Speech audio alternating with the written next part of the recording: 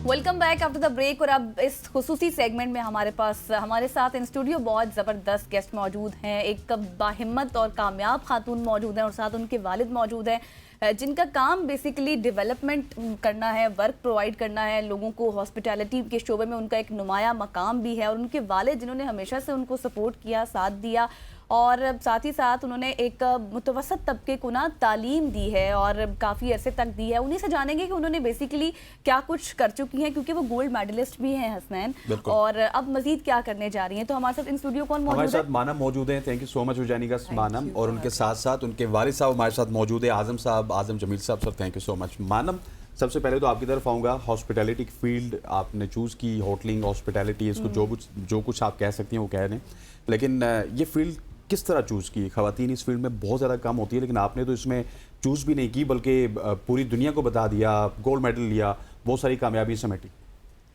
जी actually वो कहते हैं ना कि डॉक्टर का बेटा अक्सर डॉक्टर ही बनता है। So this was something because मेरे वालिद साहब इस फील्ड में थे। सो आई वाज मैं सबको यही स्टोरी सुनाती हूँ कि हॉस्पिटल से मुझे घर नहीं एक होटल में लाया गया था, because that's where you know my parents used to live.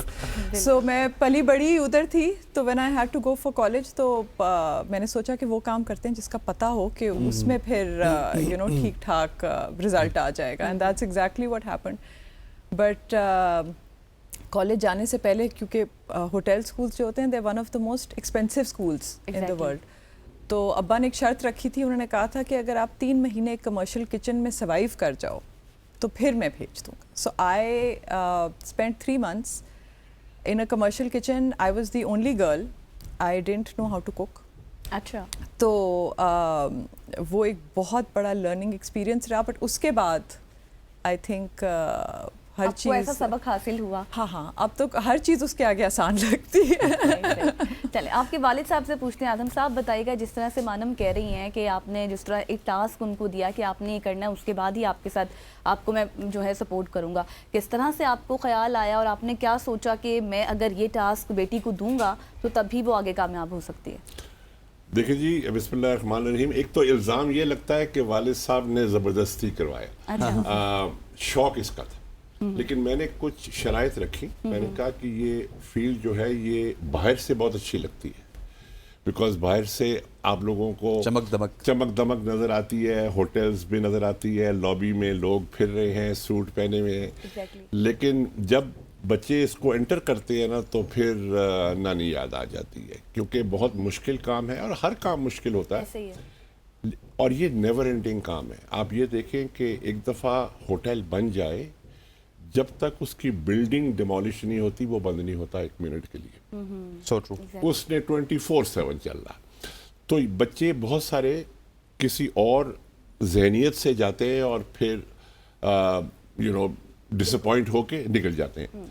तो मालम को मैंने ये कहा, मैंने कहा पहले, क्योंकि मैं होटल में काम करता था, तो मैंने मालम को कहा कि तुम 3 महीने किचन में लगाओ और शो मी, अगर तुम्हारा इंटरेस्ट होगा तो तुम you know you will work with interest. तो इसने बड़ा अच्छा काम किया.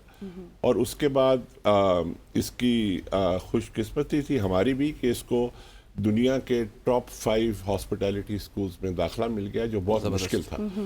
तो ये फिर स्विट्ज़रलैंड गई, वहाँ से इसने मास्टर्स किया. लेकिन मेरा कोई ज़बरदस्ती नहीं था.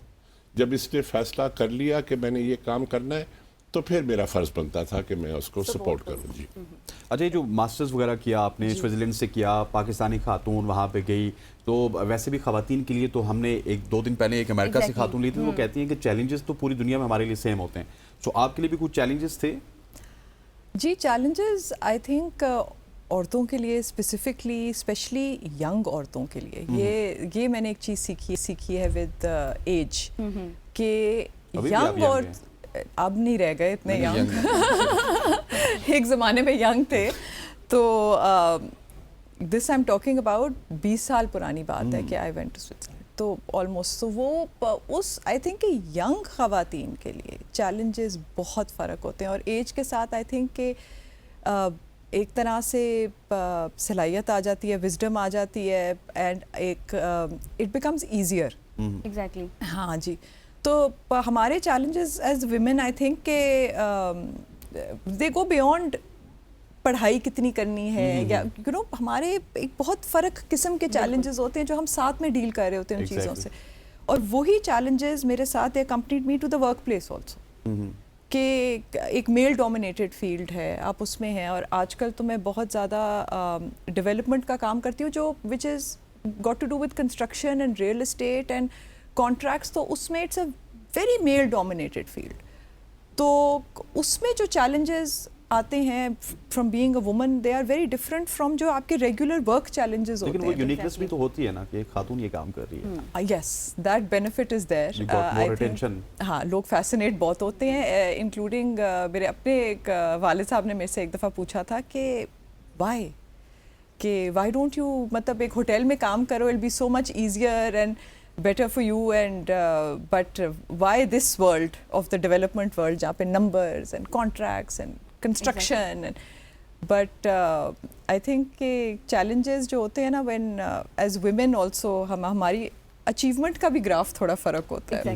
ہمارے میں جو ambition ہوتا ہے نا وہ it's not just to prove ourselves the smartest in class or to do our work well, ہمیں وہ جو گلاس سیلنگ توڑنے کا وہ ایک مزہ ہوتا ہے نا, that also. تو مانم جس طرح سے ابھی آپ چیلنجز کے حوالے سے بات تو کر رہی ہیں, اب آپ کو ظاہر ہے کام کر کے آپ کو خوشی بھی محسوس ہوتی ہوگی. آپ نے جیسے کہ ابھی بریک میں ہی آپ لوگ ذکر کر رہے تھے کہ آپ نے بہت ہی متوسط طبقے کو پڑھایا بھی ہے. بیسیکلی آپ کا ورک تو نہیں ہے ٹیچنگ, لیکن جب آپ دیکھتے ہیں کہ آپ کے پڑھائے ہوئے سکھائے ہوئے بچے کسی پوزیشن پر پہنچتے ہیں تو کیسی فیلنگ آتی ہے؟